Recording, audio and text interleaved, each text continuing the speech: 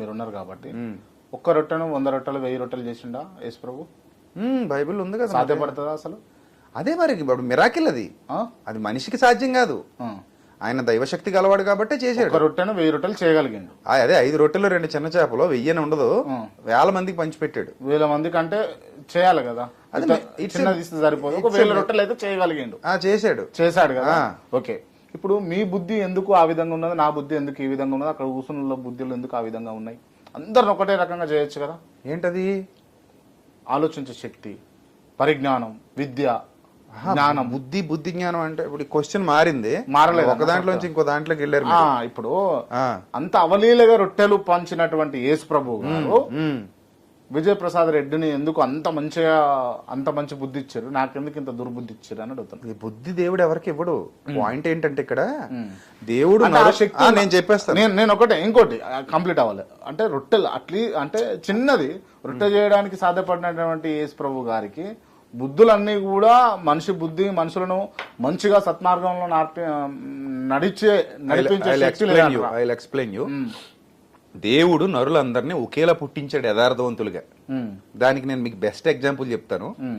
3 నెలల వయసు ఉన్న పసిపిల్లలను తీసుకుని అందరిని ఒక రూమ్ లో వదిలేస్తే మీకు అందరి స్వభావాలు ఒకలాగే కనబడతాయి. ఎక్కడ వేరియేషన్ ఉండదు. స్వచ్ఛమైన, నిష్కల్మషమైన, నిష్పక్షపాతమైన అదొక సద్భావనతో కూడినటువంటి అపురూపమైన వాతావరణం ఆ పిల్లలందరి మధ్యలో ఉంటది. కానీ కదా అందులో కొంతమంది నేను చెప్పేది ఉంటారు. అది నేను చెప్పేది అదే. ఇప్పుడు వాళ్ళు పెరిగి పెద్దవాళ్ళు అవుతూ they're all like a white papers. వాళ్ళు పెరిగి పెద్దవారు అవుతూ ఆ కుటుంబ నేపథ్యం, సామాజిక నేపథ్యం, సంఘ నేపథ్యం, వాళ్ళకి నేర్పించేవి, చూపించేవి, వినిపించేవి టోటల్ అన్నిటి మీద బేస్ అయ్యి ఒక వ్యక్తిత్వాన్ని రూపకల్పన చేసుకుంటారు.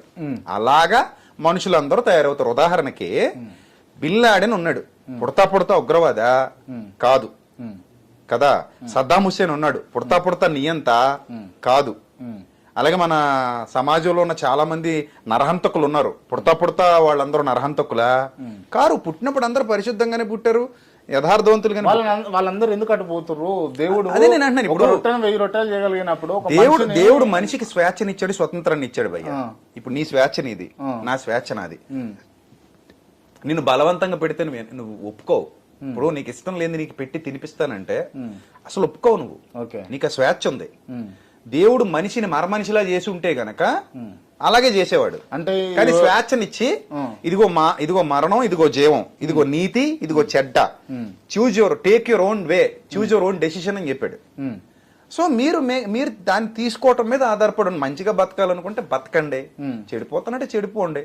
ఫైనల్ డెస్టినేషన్ లో మాత్రం మీ క్రియలకు తగ్గ ప్రతిఫలం ఇస్తానరా, అది మాత్రం గుర్తుపెట్టుకోండి అన్నాడు. మీకు పిల్లలందరికీ టీచర్ ఒకలాగే పాఠాలు చెప్తాడు.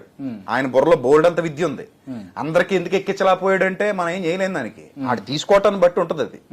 ఆడు విన్నాడా లేకపోతే విన్నట్టు నటించాడా, పక్కనోడితో సోది పెట్టుకున్నాడా, ఫోన్ చూసుకున్నాడా, ఇట్స్ డిపెండ్ ఆన్ హిమ్. అంటే దేవుడు టీచర్. ఎగ్జామ్ కి వెళ్ళిన తర్వాత టీచర్ అంటారు. ఇప్పుడు మీరు ఉదాహరణ చెప్తున్నా, ఎగ్జామ్ కి వెళ్ళిన తర్వాత రాసి పాస్ అయితే మంచి మార్కులు వస్తాయి. బుర్రలో ఉంటే రాస్తాడు, బుర్రలో అయితే రాయలేడు. అలాగే దేవుడు కూడా మనకు ఒక వే చూపించాడు. నువ్వు ఆ వేలో వెళ్ళరా నాన్న అని చెప్పాడు.